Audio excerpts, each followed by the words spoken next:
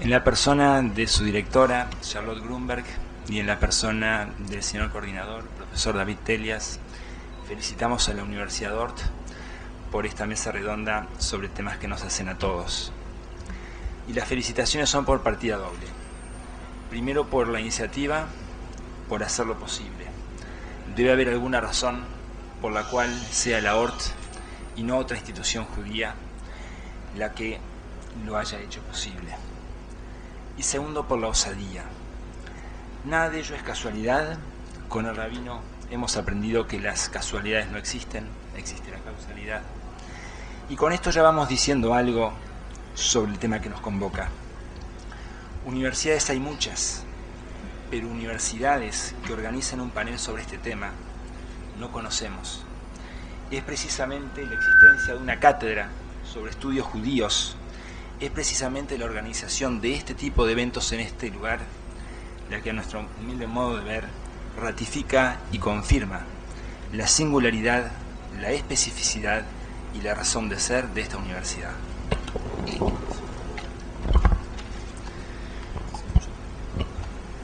Los abogados somos muy afines a eso que llamamos salvedades o precisiones previas, en inglés se le dice qualifications or disclaimers, al punto que muchísimas veces las salvedades terminan excediendo la sustancia de lo que se va a decir.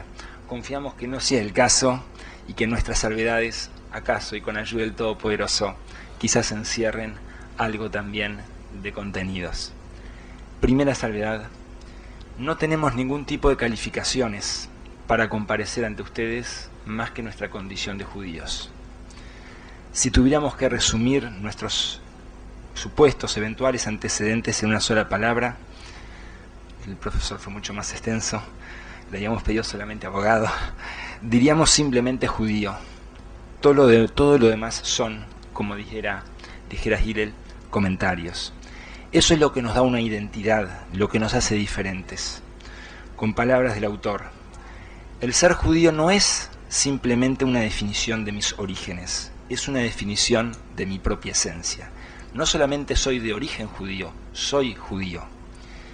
Y si acaso tuviéramos que invocar algunas credenciales en particular, y pedimos disculpas por la referencia personal, mencionaríamos la grata experiencia de haber vivido en una casa observante durante un periodo prolongado en la ciudad de San Pablo, la familia Landau, a quien hoy rendimos tributo.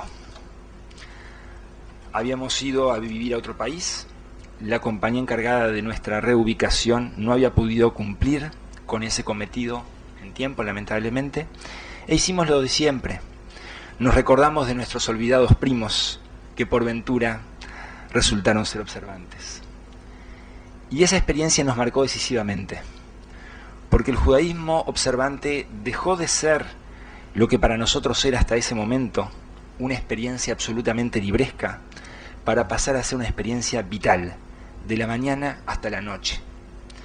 Ahí vivimos la alegría del Shabbat, ahí vivimos el amor al estudio como un fin en sí mismo. Y esa experiencia nos legó una natural predisposición, latente pero oculta hasta entonces, a ver con buenos ojos todo lo judío en general y lo observante en particular. Habíamos perdido el prejuicio.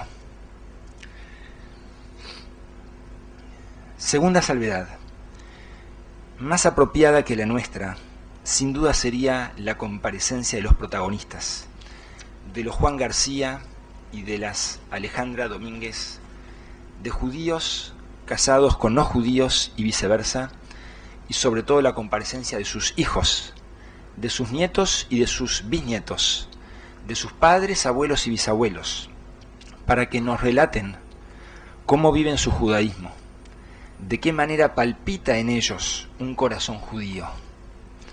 Su testimonio sería más eficaz que 1000 discursos de quien les habla.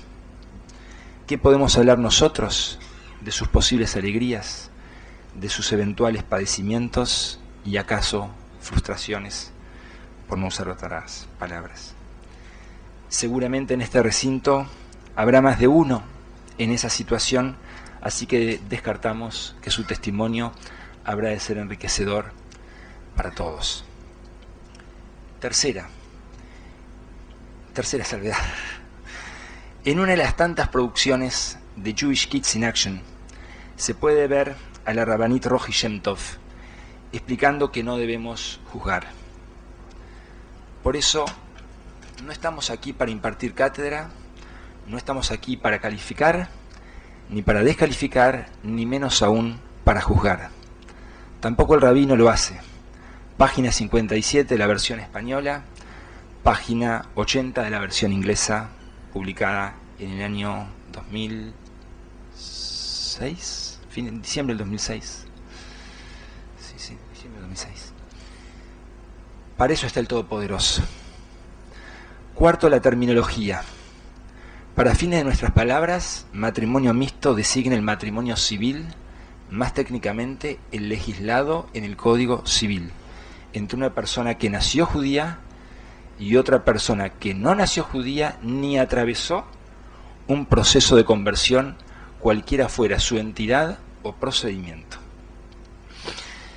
Incluso hemos leído que existen quienes consideran que la expresión matrimonio mixto tiene cierta connotación, por eso no vamos a hablar de matrimonios mixtos, vamos a hablar simplemente de un matrimonio entre un judío y un matrimonio con un no judío. De la misma forma que para referirnos a los no judíos vamos a decir simplemente no judíos. Tampoco vamos a hablar de la conversión, en parte porque creemos que ese no es el tema central del libro del Rabino Shem Tov, y en parte porque ese especialmente es, a nuestro criterio, un tema estrictamente halágico. Quinto, es poco lo que, como van a apreciar, es poco lo que podemos aportar a lo expuesto ya por el señor rabino, por la sencilla razón que nuestra visión sobre lo que es el judaísmo, nuestra visión sobre lo que es el ser judío, ha sido moldeada, ha sido formateada, si es la palabra, a través de sus enseñanzas, cursos, infinitas conversaciones, y sobre todo a través de la práctica de su vida, la de su esposa, la Rabbanit Roji, y la de sus hijos, uno de los cuales nos acompaña en esta noche, Benzi Shem Tov. En historia, Mena nos enseñaba que la objetividad no existe. Existe la honestidad intelectual. Por eso dejamos constancia, tal como lo hiciéramos al ser convocados oportunamente por el profesor Telias, de que a esta altura tenemos el privilegio, si se nos permite la licencia. Flaubert escribió alguna vez que no hay que acercarse demasiado a los ídolos, porque el dorado queda en los dedos. Deseamos el privilegio de considerarnos sus amigos. Esta es una de las tantas razones por las cuales hemos aceptado esta invitación, porque a un amigo no alcanza con decirle cuenta conmigo. Hay que salir del anonimato para pasar a la acción. No sé si este es el rol que más quisiera cumplir en este momento. Seguramente preferiría perderme entre el auditorio anónimamente, pero como está escrito en la tapa del número 24 de Kesher, aquí y ahora creemos que es el lugar donde debemos estar. Una reflexión más antes de seguir. ¿Acaso este panel no habría sido posible 30 o 40 años atrás, cuando el problema, como ya lo mencionaba el sociólogo Porzeskansky, con el aval académico que le caracteriza, el problema ya existía? ¿Por qué quizás no habría sido posible? Pura especulación. Quizás es factible que no nos hubiéramos atrevido. Y perdónenme la expresión.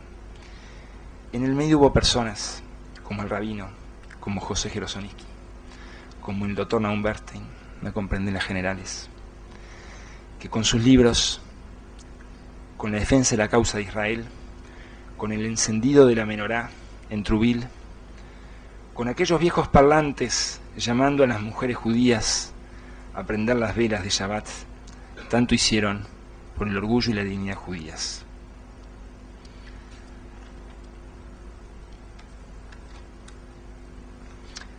El matrimonio entre un judío y un no judío tiene, como decía el rabino, aristas infinitas y puede ser encarado desde múltiples puntos de vista.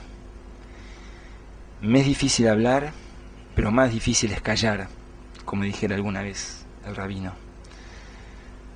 Siento la sensibilidad a flor de piel y me pregunto por qué. Porque estamos hablando de la especificidad judía, de la Neyamá, y eso es único. La nómina de temas es interminable, el rabino ya ha reseñado unos cuantos y el profesor Porcekaji también. Si el matrimonio entre un judío y un no judío es bueno o es malo, con qué vara se define eso, qué significa ser judío, por qué nos molesta la oposición de un judío al matrimonio con un no judío y sin embargo quizás no nos moleste tanto o en la misma medida la oposición de aquellos no judíos que legítimamente tampoco quieren que sus hijos se casen con sus hijos no judíos, se casen con judíos. ¿Qué lugar debe ocupar aquel judío que se casó con un no judío? ¿Es un paria olvidado que debe marginarse o es un problema que debemos enfrentar y abordar? ¿Para qué vivir? Pasemos ahora a los enfoques. Discúlpenme si me excedo un poco, no mucho más. ¿En qué se basa la oposición al matrimonio entre un judío y un no judío? Nos pregunta el rabino al principio del capítulo final de su ensayo. Hemos identificado 6 ópticas o fundamentos diversos. Seguramente los calificados especialistas que nos acompañan, mucho más pesados que nosotros en estas lides, habrán de identificar varios más. Primero, el enfoque halágico. En la Torá hay una previsión expresa. No des a tu hija al hijo de él, Deuteronomio 7.3 y 7.4. Naturalmente, este es el fundamento, el enfoque del libro y que nosotros, por lo que veremos más adelante, aceptamos pacíficamente. Segundo, un acto de libertad. La preferencia de un padre a que sus hijos se casen con judíos como una expresión del deseo de cada uno de preservar la singularidad judía. Tercero, el instinto de conservación, el sentido de continuidad. Partimos de la premisa que el matrimonio entre un judío y otro judío es mucho más proclive a preservar la continuidad judía que un matrimonio entre un no judío y con un no judío. Entre un judío y un no judío, perdón. Cuarto, el compromiso histórico. El compromiso de ser leales a nuestros ancestros, de no romper el eslabón de la cadena o en todo caso de no ser nosotros quienes carguemos con el peso de la responsabilidad de haber sido uno quien rompió con esa responsabilidad. En el último Shabbat, el rabino relató el episodio que acaba de narrar. Había obsequiado un par de filacterias o tefilín a una persona y esa persona no solamente le agradeció en su nombre, sino en nombre de su padre, de su abuelo y de todos sus antepasados. Quinto, son 6, un componente irracional. Por alguna razón, en los padres de Paulina, la novia judía de Juan García, la mera posibilidad de que Paulina se casara con un no judío les conmovía una sensibilidad, una fibra íntima, hasta entonces adormecida.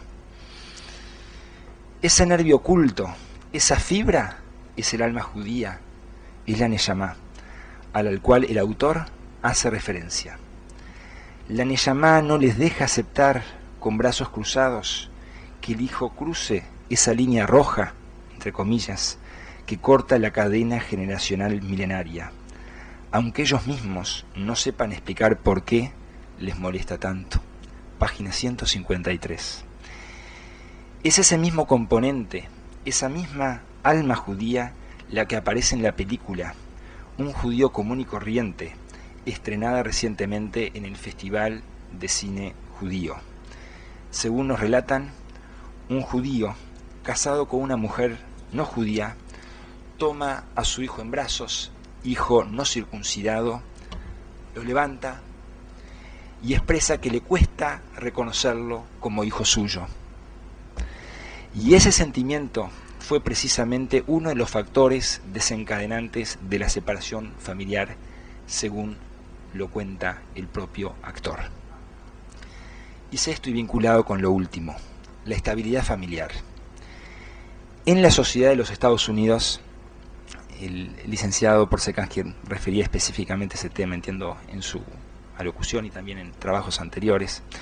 Según el estudio de Doron Korenblut, ¿Por qué casarse entre judíos?, publicado en Buenos Aires en español en el año 2005 y comentado en la revista Kesher en el número 22, transcribimos: los índices de divorcio de parejas de diferentes orígenes religiosos, lo dice para todo tipo de comunidades, no está pensando en este caso, en la primera parte del libro no habla de los judíos, en general, son considerablemente más altos que cuando ambos cónyuges comparten la misma ascendencia religiosa. Cuanto más homogéneo sea el matrimonio, es decir, cuanto menores sean las diferencias entre los cónyuges, más probabilidades tiene la unión de prosperar. Página 24. Dice Kornbluth: el amor es insuficiente para superar las tensiones que toda unión despierta, sobre todo a partir de la llegada de los hijos. ¿A qué escuela los vamos a mandar? ¿Qué símbolos u objetos vamos a colocar en casa? ¿En qué vecindario vamos a vivir? ¿Vamos a festejar Hanukkah? ¿Vamos a festejar Navidad? La elección del nombre. Siempre según Kornbluth y para la sociedad norteamericana, en el caso de los judíos específicamente, ahora sí, en la segunda parte, Kornbluth aborda el tema específicamente judío, los matrimonios interreligiosos terminan en divorcio en el doble de los casos, el doble que los matrimonios en que los dos cónyuges son judíos. Página 25. A nuestro juicio, a nuestro juicio, estos 6 fundamentos no resultan excluyentes, sino que más bien complementarios, o pueden complementarse. Vayamos a las ideas fuerza del libro, su columna vertebral. Para ello comencemos por los propios objetivos que su propio autor se trazó en la página 11 de la versión inglesa y en las páginas 143 y 160 de la versión española. Darnos herramientas. ¿Herramientas para qué? Para saber qué somos, para saber de qué se trata eso que es el judaísmo. Desde nuestro punto de vista, ese objetivo creemos que se ha cumplido a cabalidad. El rabino expone lo que entiende que son los 3 pilares esenciales del judaísmo: el hombre conectándose con Dios a través de la Torá y de las mitzvot. Todo enmarcado en una concepción coherente del mundo. Hay un creador a quien nos debemos y un propósito del cual no podemos abstraernos. ¿Eso qué quiere decir? Eso quiere decir que hay un código ético que establece lo que está bien y lo distingue de lo que está mal, que establece para qué vivir y qué es lo que Dios espera de cada uno de nosotros. Podemos no saber el por qué, las motivaciones. Hemos discutido por qué el holocausto. También la pregunta se le hizo al Rebe, pero sí sabemos qué es lo que Dios quiere. Eso está escrito en la Torá. El libro nos enseña, y esto es otro aporte a nuestro humilde juicio, a formular las preguntas correctas. La pregunta no es qué quiero, qué queremos hacer, sino qué debemos hacer. Y he aquí una de las máximas enseñanzas que en nuestra familia hemos aprendido del rabino y de su familia: que no todo está bien, hay cosas que están mal. Y lo que está bien o está mal no lo define el hombre, sino un código atemporal llamado Torá. Es bueno que aceptemos postulados. Esto no es solamente una cuestión de fe, es bueno, y vamos quizás a explicar un poco más por qué. Nos podemos cuestionar si acaso todo esto no es obsoleto, no es algo arcaico, no estamos hablando de épocas pretéritas. En otras palabras, si seguir siendo judío tiene vigencia, tiene algún sentido. La respuesta fluye con naturalidad. Hoy ser judío tiene más sentido que nunca, porque hoy en la sociedad abierta los desafíos son infinitos. Hemos perdido todos los puntos de referencia, todo parece estar permitido, todo parece que está bien. El Dios ético parece haber sido sustituido por el Dios del exitismo, de lo inmediato y del placer individual. Permítasenos ilustrar el punto con un relato familiar, si podemos abusar un poco de la paciencia de ustedes que ya deben estar más cansados, y no quisiera de alguna forma invadir al profesor Barón. Hace algunos meses tuvimos oportunidad de encontrar por primera vez a un primo perdido en San Pablo. Un judío bastante más observante que quien les habla, abogado brillante de 27 años. Estaba sumido en una profunda crisis. Mejor dicho, una duda. Quería ir a estudiar a Estados Unidos, hacer su maestría en leyes. El proyecto lo entusiasmaba, pero obviamente a quien no entusiasmaba tanto eran a sus padres. Y discutimos toda la noche de Shabbat sobre ese tema. Lo cierto es que nos reencontramos poco después, hace algo así como mes y medio. Charlamos. El viaje había pasado a la historia. El viaje a los Estados Unidos se había olvidado, ya era cosa del pasado. ¿Qué había pasado? Había conocido una chica. Mazel Tov. Para nada, nos dice. Hay un problema muy serio. Es extremadamente observante. ¿Cuál es tu problema? Preguntamos nosotros, naturalmente. Nos comprenden las generales regocijados. Me impuso 2 condiciones innegociables. Kashrut, las prescripciones sobre la alimentación, la cocina judía, y Shabbat riguroso, sin atenuantes, sin excepciones, sin descuentos, como dice el rabino, sin atajos. De vuelta preguntamos, ¿cuál es el problema? Yo trabajo, nos dijo, en transacciones internacionales exigentes y sofisticadas. Cuando la transacción está por cerrarse, tengo que estar a la orden los 7 días de la semana, 24 horas non-stop.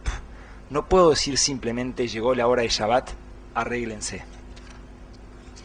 Respondimos, Daniel, esa chica es lo mejor que te pudo haber pasado. Es tu bendición. Tú eres tan sana como inconmensurablemente ambicioso. Necesitas límites, necesitas frenos. Y ese freno será el Shabbat. No eres tú quien habrá de cuidar el Shabbat, no temas, es el Shabbat quien habrá de cuidar de ti. Y tus clientes te van a valorar más porque van a ver que vos tenés otra fibra, otra dimensión. Y si por acaso alguno de ellos se resintiere y te abandonara, pues quizás sea porque ese cliente no es digno de ti. La semana pasada nos escribió, quédate tranquilo, sigo con la chica. ¿Por qué viene todo esto a cuento? Muchos no llegamos a la Torá a través de la fe, sino que llegamos por el camino de la razón. No desembocamos en la Torá en un desenfrenado arranque de misticismo o espiritualidad, sino que lo hacemos porque no vemos mejor sistema que el de la Torá para formar un hogar y educar a nuestros hijos. Y para llegar a esa conclusión no hace falta estar vestido de negro. 2 breves comentarios finales, en todo caso renuncio a mis 5 minutos.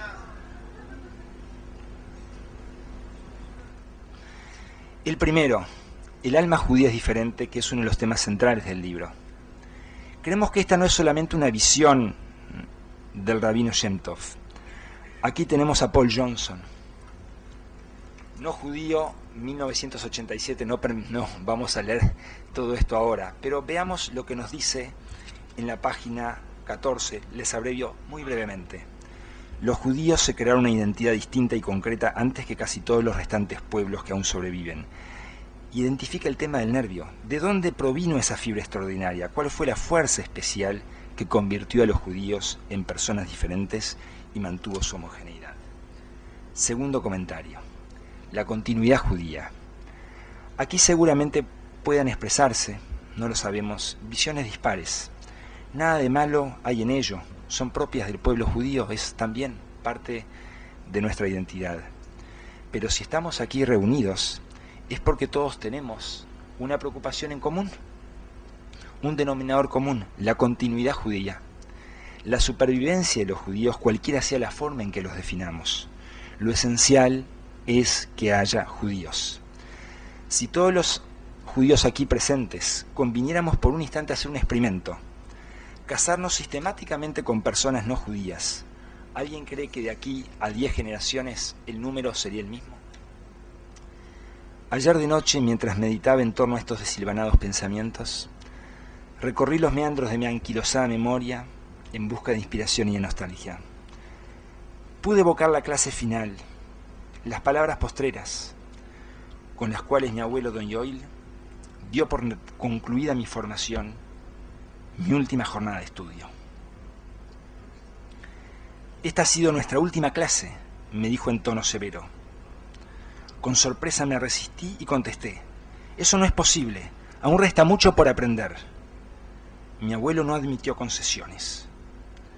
La Torá es infinita, nunca aspiré a enseñártela, solo a inspirarte en el deseo de conocerla. Nada más y muchas gracias.